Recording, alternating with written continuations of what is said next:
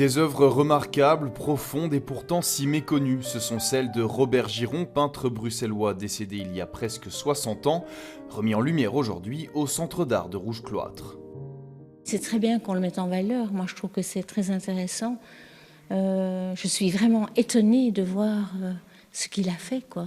Je ne connaissais pas assez son œuvre. Très belle découverte parce que j'ai découvert sa peinture, mais également il y a des vidéos sur lui où on voit en fait tout ce qu'il a mis en œuvre pour mettre en exergue tous des artistes contemporains.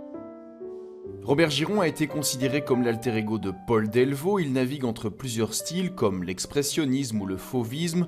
Dans ses traits, on devine l'inspiration de Modigliani par exemple. Mais Giron n'a peint que quelques années, il a surtout consacré sa vie aux autres artistes.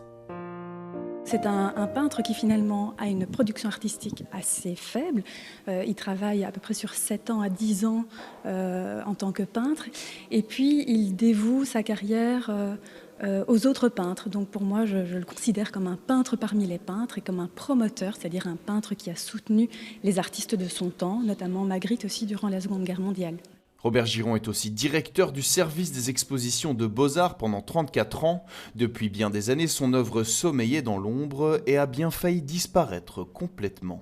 Parfois, ça arrive que des œuvres sont conservées dans des caves, dans des mauvaises conditions, parfois à l'insu de la famille. Parfois, la famille ne réalise pas qu'elle est en possession d'un petit trésor. Ce fut le cas ici à 2 reprises. Robert Giron, peintre et promoteur de l'art, c'est donc à voir jusqu'au 26 juillet dans l'un des musées les plus verts de Bruxelles, le Centre d'art de Rouge-Cloître, niché dans la fraîcheur de la forêt de Soignes.